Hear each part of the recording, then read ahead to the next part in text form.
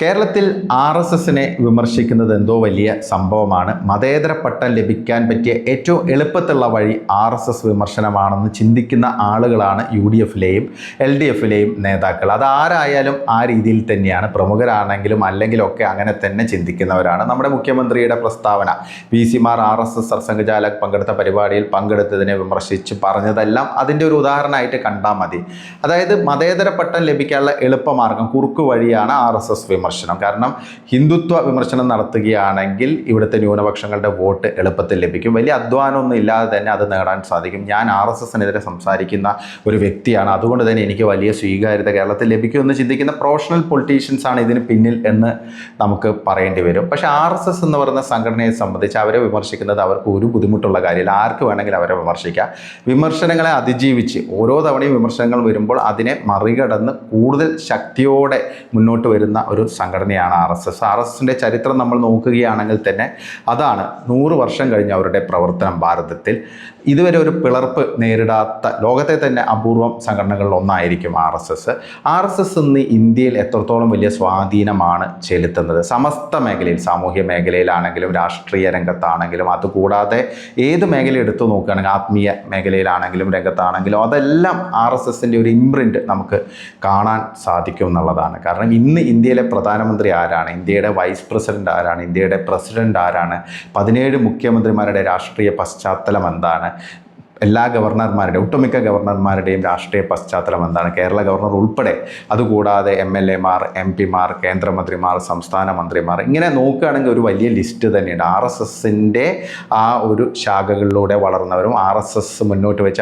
ആശയധാരയെ പിൻപറ്റി അല്ലെങ്കിൽ അതിൽ നിന്ന് ഊർജം പകർന്ന് മുന്നോട്ട് വന്നവരൊക്കെയാണ് ഇന്ന് ഇന്ത്യയെ വാർത്തെടുത്തുകൊണ്ടിരിക്കുന്നത്. ലോകത്തെ ഏറ്റവും വലിയ ഒരു സാമ്പത്തിക ശക്തിയായിട്ട് വളർന്നുകൊണ്ടിരിക്കുകയാണ് ഇന്ത്യ. ലോകത്തെ ഏറ്റവും വേഗത്തിൽ വളരുന്ന സാമ്പത്തിക ശക്തിയാണ്. ഒരു സൂപ്പർ പവർ എന്നുള്ള രീതിയിൽ സമസ്ത മേഖലയിലും പുരോഗതി കൈവരിച്ചൊരു വലിയ ഒരു അവഗണിക്കാൻ പറ്റാത്തൊരു ശക്തിയായിട്ട് ഇന്ത്യ മാറിയിട്ടുണ്ട്. അപ്പോൾ അതിന് പിന്നിൽ RSS എന്ന് പറയുന്ന സംഘടനയ്ക്കും അതിൻ്റെ ആശയത്തിനൊക്കെ ഒരു വലിയ റോളുണ്ട്. അത് നിങ്ങൾ അംഗീകരിച്ചേ മതിയാകും. അത് നിങ്ങൾ അംഗീകരിക്കണമെന്ന് ആർക്കും നിർബന്ധമില്ല, പക്ഷെ അതൊരു വസ്തുതയാണ്, ഒരു യാഥാർത്ഥ്യമാണെന്നുള്ളതാണ്. ഇപ്പോൾ കേരളത്തിൽ തന്നെ ഈ VCമാർ പങ്കെടുത്തത്, ഈ പരിപാടിയിൽ VCമാർ പങ്കെടുത്തതിൽ എന്താണ് പ്രശ്നം? സ്വാഭാവികമായിട്ട് അവർ ക്ഷണിതാക്കളായിരുന്നു. സമൂഹത്തിലെ വിവിധ തുറകളിലുള്ള ആളുകൾ സർസംഘചാലക് പങ്കെടുത്ത പരിപാടിയിലുണ്ടായിരുന്നു. ഒരു ശ്രോതാക്കൾ എന്നുള്ള രീതിയിലാണ് അവരവിടെ വന്നത്. RSS എന്ന് പറഞ്ഞാൽ ഒരു നിരോധിത സംഘടനയൊന്നുമല്ല. RSS നിയമവിധേയമായി ഇന്ത്യയുടെ ഭരണഘടനയൊക്കെ അംഗീകരിച്ച് പ്രവർത്തിക്കുന്നൊരു സംഘടനയാണ്. അപ്പോൾ അതുകൊണ്ട് തന്നെ ആ സംഘടനയുടെ വോയിസ് മനസ്സിലാക്കാനും കേൾക്കാനും നിങ്ങൾക്ക് അവകാശമില്ലേ എന്നുള്ളതാണ് ഒരു പ്രധാനപ്പെട്ട ചോദ്യം. കാരണം ഇപ്പോൾ പൊളിറ്റിക്കൽ സയൻസ് വിദ്യാർത്ഥികളാണെങ്കിൽ അവർ ഇന്ത്യൻ രാഷ്ട്രീയത്തെക്കുറിച്ച് കൂടുതൽ പഠിക്കണമെങ്കിൽ അവരെല്ലാ കാര്യങ്ങളെക്കുറിച്ചും അറിഞ്ഞിരിക്കണം. RSSനെ മനസ്സിലാക്കാതെ RSS എങ്ങനെയാണ് ഇന്ത്യയിൽ ഒരു ഇത്രയും വലിയൊരു സ്വാധീനമുള്ളൊരു ശക്തിയായിട്ട് അല്ലെങ്കിൽ ഒരു സന്നദ്ധ സംഘടനയായിട്ട്, സേവാ സംഘടനയായിട്ട് മാറിയത് എന്ന് പഠിക്കാതെ നിങ്ങളെങ്ങനെ മുന്നോട്ട് പോകും, നിങ്ങളെങ്ങനെ കാര്യങ്ങളെ അപഗ്രഥിക്കുമെന്നുള്ളതാണ് ഒരു ചോദ്യം. കാരണം നിങ്ങൾ എല്ലാ ധാരയെക്കുറിച്ചും മനസ്സിലാക്കിയാൽ മാത്രമേ നിങ്ങൾക്ക് മുന്നോട്ട് പോകാൻ സാധിക്കുകയുള്ളൂ. RSS എന്ന് പറഞ്ഞാൽ ഇന്ത്യയുടെ എല്ലാ മേഖലയിലും ഇംപ്രിൻ്റ് ഉള്ള, എല്ലാ മേഖലയിലും വ്യവഹരിക്കുന്ന ഒരു സംഘടനയാണ്. അപ്പോൾ ആ സംഘടനയെ നിങ്ങൾ എത്ര വിമർശിച്ചാൽ ആ സംഘടനയ്ക്ക് ഒരു പ്രശ്നമില്ല എന്നുള്ളതാണ് ഒരു വസ്തുത. കാരണം ഇന്ത്യയുടെ യാഥാർത്ഥ്യം മനസ്സിലാക്കാതെ കേരളത്തിൽ നിന്ന് വെറുതെ വോട്ട് കിട്ടാൻ വേണ്ടി കുറച്ച് ഡയലോഗ് അടിക്കുക എന്നല്ലാതെ അതിനപ്പുറത്തേക്ക് ഇത്തരം പ്രസ്താവനകൾക്ക്, മാപ്പ് പറയണം എന്നുള്ള പ്രസ്താവനകൾക്കൊന്നും ഒരു സ്വീകാര്യതയില്ല എന്നതാണ് ഒരു വസ്തുത.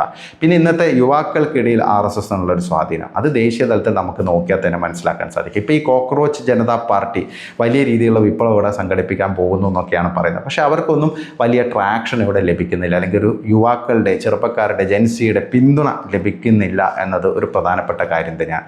അതിൻ്റെ പ്രധാന കാരണം എന്ന് പറയുന്നത് RSS ആണ്. കാരണം RSS ഇപ്പോഴും ഇന്ത്യയിലെ ഓരോ ഗ്രാമങ്ങളിലും നഗരങ്ങളിലും വളരെ സജീവമായിട്ട് പ്രവർത്തിക്കുന്ന ഒരു സംഘടനയാണ്.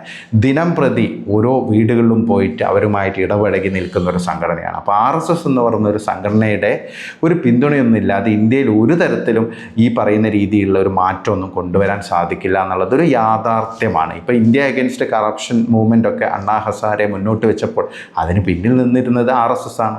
RSS പ്രവർത്തകരുടെയും RSS സംവിധാനത്തിൻ്റെയൊക്കെ ഒരു പിന്തുണയിലാണ് ആ ഒരു മാറ്റമുണ്ടായത്. അപ്പോൾ അതുകൊണ്ട് തന്നെ RSS എന്താണെന്ന് മനസ്സിലാക്കാതെ അതിനെ വെറുതെ നിങ്ങൾ വിമർശിച്ചതുകൊണ്ട് നിങ്ങൾക്ക് പ്രത്യേകിച്ച് ഗുണമൊന്നും ഉണ്ടാവില്ല. ചിലപ്പം കുറച്ച് വോട്ട് കിട്ടുക ചില രാഷ്ട്രീയ നേതാക്കൾ, അതിനപ്പുറത്തേക്ക് ഇതുകൊണ്ട് ഒരു ഗുണവും ഉണ്ടാകില്ല എന്നതാണ് വസ്തുത.